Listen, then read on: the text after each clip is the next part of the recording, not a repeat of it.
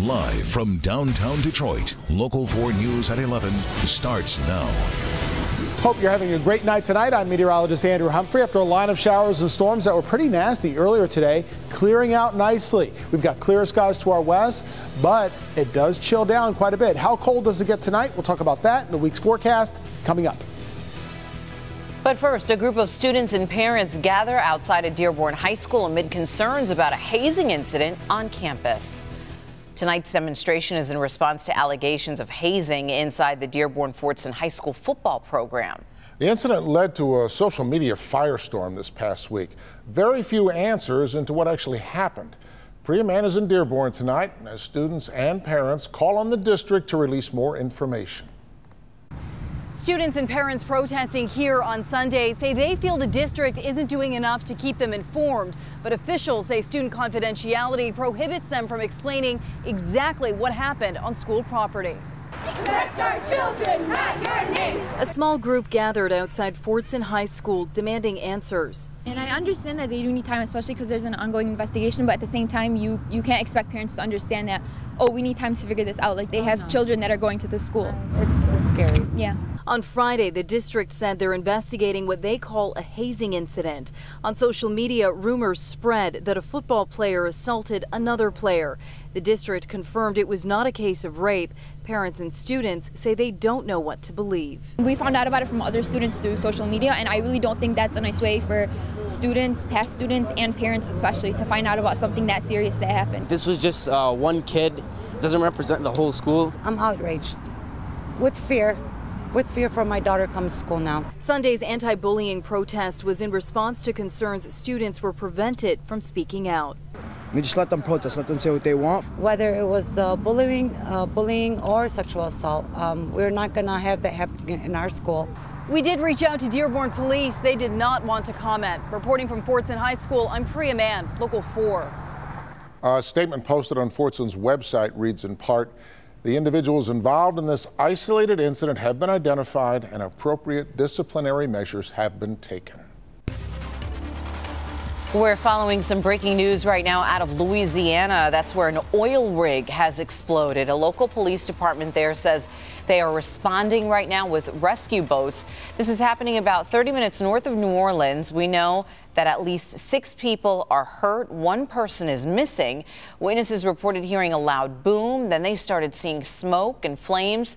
Of course, stay with Local 4. We're going to have any new developments overnight on clickondetroit.com and also Local 4 News today beginning at 4:30 a.m.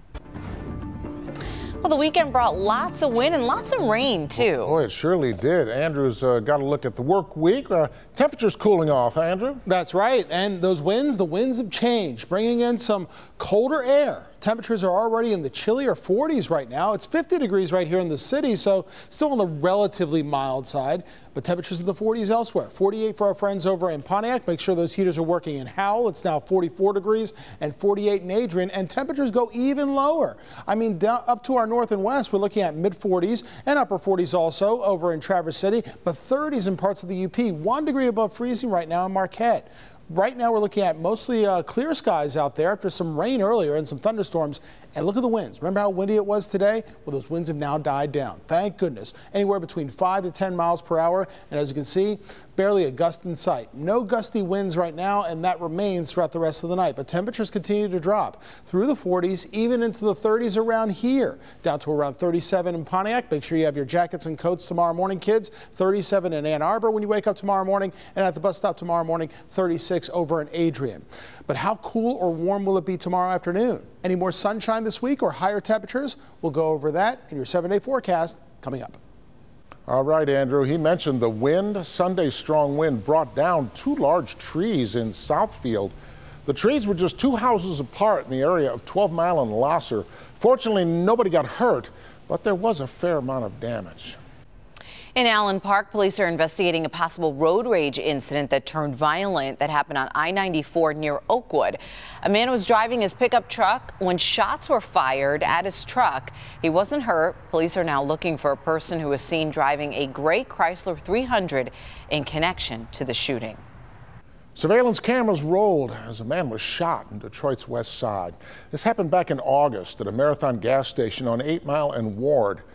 A man jumps out of a black SUV. An argument between two men escalates as a crowd gathers. After the 25-year-old victim is shot, there was a surprising lack of urgency to do anything about it. The victim recently died from his wounds. Detroit police are now looking for 26-year-old Matthew Chappell. They're also looking for 3 people of interest. If you should have recognized any of the people that were in that video, call Detroit police. Calmer winds offer Northern California a slight break from the raging wildfires.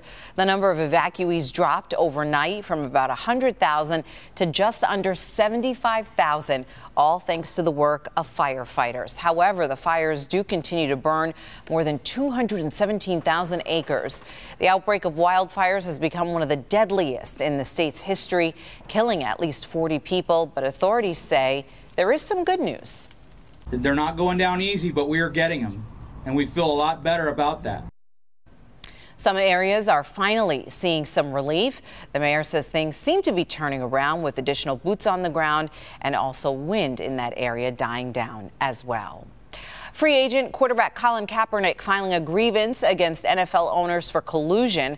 Kaepernick has hired attorney Mark Geragos for the legal fight. The filing comes after the quarterback has been without an NFL team since severing his contract with the San Francisco 49ers. That was back in March. The NFL Players Union says it will support the grievance. For the better part of 3 quarters today, Lions fans might have considered a grievance against their own team. It was both the Lions' worst and best game of the season at the same time. A game that included 4 defensive touchdowns, 8 turnovers. The Lions at one point trailed 45-10. But it got close here when O'Shawn Robinson scored the pick 6 off of Drew Brees. But the Lions gave it right back. Matthew Stafford throws the interception, and New Orleans has a touchdown. The final score, 52-38. Jamie and Lomas Brown will have plenty to talk about to break it all down ahead on Sports Final Edition. Plus, how does Aaron Rodgers' injury change the entire landscape of the Lions division? It is a unique love story, 6 decades in the making. A local couple got engaged right out of high school, but they ended up not tying the knot until today. As teenagers on the east side of Detroit, Diane Broadbridge and Jerry Brown were inseparable. However, when the years passed, Jerry enlisted in the Navy and unexpectedly shipped out the next day. They couldn't afford to get together, so eventually Diane shipped the engagement ring back. Are you kidding? I was sobbing, but that's the way it was at that time. And so then I married this gentleman and I had 6 children. Jerry wound up in military cryptographic communications. He traveled the world, got married. He and his wife had a daughter and adopted another. Fast forward most of a century, their spouses both passed. Never thinking I'd ever marry again, for sure, and I didn't date. On the old yearbook committee, Diane reached out to find classmates for a reunion. It took 2 years, but word filtered to Jerry. Diane was looking for him. He called her house and left a message. In disbelief, she returned his call. And we talked for 3 hours. You got a lot of life to explain in 62 years. He popped the question, and today, as you can see, is the big day. I announce to you that they are husband and wife. After many miles and separate lives lived, they finally walked down the aisle at the East Point church they attended while growing up together. What a lovely ending. Love conquers all, doesn't it? Isn't that beautiful? It was meant to be. Yeah, it really was. That's a great story. Well, fall is here, of course, and that means scammers are also here using new tricks to get at your money. Hank? They're the biggest scams hitting Metro Detroiters right now. I said, $4,000. I said, I don't have that kind of money. He says, well, I need cash. After the break, we'll reveal what these scammers are doing and we'll show you how to protect yourself. They're out there, scammers working to get you. Now we're revealing the top scams hitting Metro Detroit this fall.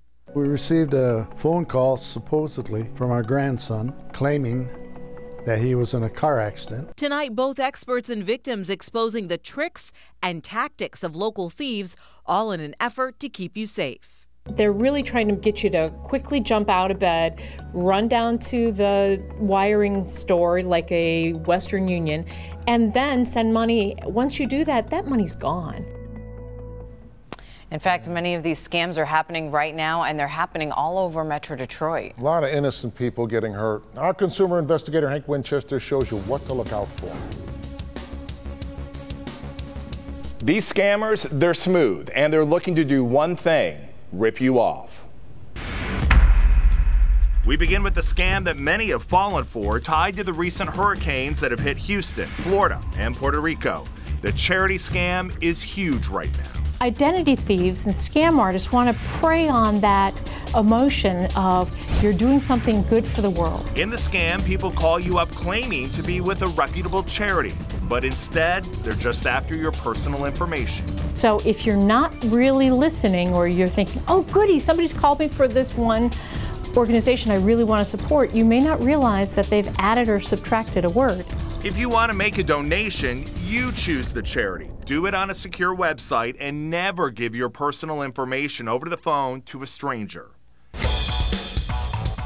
The next big scam, the grandparent scam. It made the rounds in the spring, and it is back with a vengeance this fall. We received a phone call, supposedly, from our grandson, claiming that he was in a car accident, said that he was accused of drunk driving. This scam targets the elderly. Again, the bad guys working to get your personal information over the phone. They're really trying to get you to quickly jump out of bed, run down to the wiring store like a Western Union, and then send money. Once you do that, that money's gone.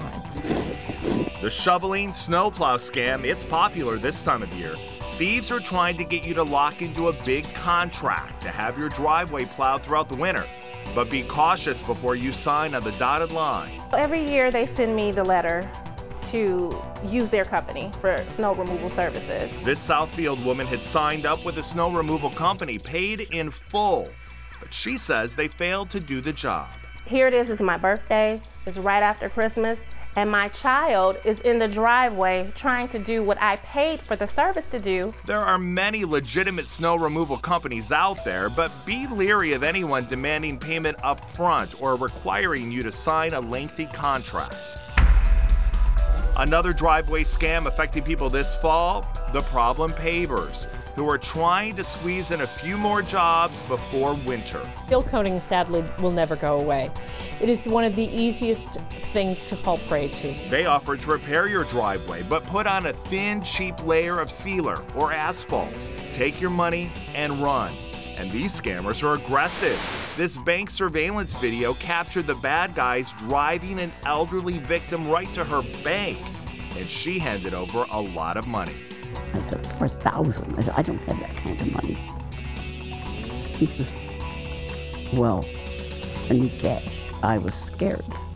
We have more information about these fall scams and ways you can protect yourself. Everything you need to know will be right on the Help Me Hank page at clickondetroit.com. I'm Hank Winchester. Help Me Hank. Just be skeptical. It's true. Everybody. Ask a lot of questions. You really can't trust anybody out there. All right, here's what Defender Karen Drew is working on for Monday night at 11. It's that chill. His mother found dead at a local park. You don't have cell phones, so there's no tracking the person. Then a conversation behind bars. This jailhouse snitch. Could it be the clue they're looking for? How detectives were able to solve this cold case. You have to face what you have done. The Defenders, Monday at 11. Well, to make up for the weekend, we're going to see lots of sunshine this week, right, Andrew? We deserve it, right? Yes. Yes, we got sunshine coming back tomorrow, and Steve and Sandra, we got sunshine throughout basically all of this week. How about that? Now, tonight we have to deal with some chilly conditions. It will be brighter by tomorrow afternoon, but it will feel more like fall. Starting with right now, 47 degrees currently, winds out of the northwest, but thank goodness these winds are now lighter, only 7 miles per hour. No, not 27 miles per hour. And take a look at the wind gusts, non-existent. And we're not looking at any high wind gusts anywhere across southeast Michigan, so we can sleep a little bit more comfortably tonight. Now, colors are just turning here in Detroit, but you know what? Folks are skipping ahead to winter. Here is a look at your winter outlook that I prepared for you. You know what? We're in a La Nina pattern. That's where the tropical waters of the Pacific Ocean, a little bit farther to the south toward the equator, they're colder than average. They actually change our weather pattern from normal. But it means we have a normal winter temperature outlook. So average highs and average lows that we get during December, January, February, they stay right on par. But it means a wetter than average winter right here in Detroit. So the possibility of slightly more frequent snowstorms and or rainstorms. Doesn't necessarily translate into more snow for this winter, but it is certainly just a general outlook of what to look forward to as we go over the next few months. Let's concentrate on the here and now, though, because we have no more rain for tonight. We had some nasty thunderstorms earlier. Temperatures right now in the 40s in your neighborhood. 44 chillier degrees for our friends over in Lapeer, while it's 43 right in the middle of Livingston County. Still trying to hold on to some upper 40s, but already upper 40s for our friends over in Grosse Ile. But it gets chillier later on tonight. Speaking of chilly, all these temperatures we're seeing right here, 15, 14, 16, 17, even 18 degrees below what they were 24 hours ago. And get ready for the chill tomorrow morning. I think some folks will actually see temperatures in the middle and upper 30s when you wake up on Monday morning. Right now, winds have really gotten lighter all across southeast Michigan. So no, we're not seeing 20 or 30 mile per hour winds like we did earlier, more like 5 to 10 miles per hour at the most, and no gusts across anywhere in southeast Michigan. But we are looking at those colder conditions starting to sweep into the area. I mean, it's already in the 30s in places like Marquette, where it's 33, Duluth at around 37 degrees. This is the source of our chillier air, and it's moving in as we go into the overnight hours. That's why you'll feel a little bit more of a bite in the air Monday morning when you wake up. And chillier than average conditions persist as we go into tomorrow afternoon. But guess what? On Monday afternoon, when this high pressure settles in, it's much more stable air. It means partly to mostly sunny skies. But winds around it are clockwise. So these winds out of the northwest will keep us cooler than average. But then winds out of the south, when that high moves over to the east, will mean above average temperatures once again. So 40 degrees overnight tonight, clearing skies. Sunrise on your Monday is at 7:47. During the day on Monday, we'll see a fair amount of sunshine. Get the sunglasses ready, but you'll need your jackets much of the day. 54 at noon, 58 for a high by 4 p.m. Then we can get rid of the jackets on Tuesday, Wednesday afternoon. Look at the end of the week. 60s on Tuesday and Wednesday, dry all week, good car wash days, and 70 or more starting on Thursday itself. Boy, that looks great. Looking good. Thanks, Andrew. This weekend's wet weather surely did not hurt the turnout for the 40th Free Press Marathon. Who won Sunday's race? Plus, a group of wounded veterans take to the streets to push themselves. It's been 25 days since Hurricane Maria hit Puerto Rico. Tonight, we get a closer look at one of the many communities just decimated by that storm. It's now the deadliest attack in the history of Somalia. What witnesses are saying about the 2 truck bombs set off in the country's capital. A powerful explosion shakes Somalia's capital city, killing at least 276 people. And hundreds more were wounded. This was when a truck filled with explosives detonated near the entrance of a hotel. It's the deadliest terror attack in Somalia since the Islamist group Al-Shabaab launched its insurgency. That was back in 2007. As you can see here, entire buildings were flattened. Dozens of cars caught fire. The country's president there declaring 3 days of mourning now in the wake of this tragedy. It is really terrible. With a heavy heart, I would say this is the worst attack I have ever witnessed. A lot of people perished and properties lost. The White House has come out condemning the terror attack and says the United States will stand with Somalia in its fight against extremism. It's been 25 days since Hurricane Maria hit Puerto Rico, and most of the island is still without power. A popular resort area along the coast was among the many communities that took a severe pounding from the storm. Tonight, Gabe Gutierrez gives us a first-hand look at all that damage. Tonight, hurricane-ravaged Puerto Rico is desperately racing to fix its power grid. The governor here now setting an ambitious goal, restoring 95% of electricity by mid-December. We're going to need all hands on deck. Just off the U.S. territory's southeastern coast is Vieques. It's a magical place. The island of 9,000 people was shredded by Maria. Locals estimate almost a third have already left. Food, water, We need a quicker response. The lines for fuel stretching for blocks. Supplies are scarce. A lot of the shelves are empty. They fill them up and they're gone. Vieques is only reachable by sea or air. For days after the storm, no phones, no power. Now the National Guard is here. Cell phone service just starting to return. A lot of folks immediately think of medicine and food, but communication is just as critical. A group called Vieques Love has already raised more than $800,000 for the island's recovery. I think it prevented chaos, that it saved lives. It was ravaged. William Day has lived here for 17 years. He refuses to believe his own slice of paradise is lost. Why is it so important for you to stay here?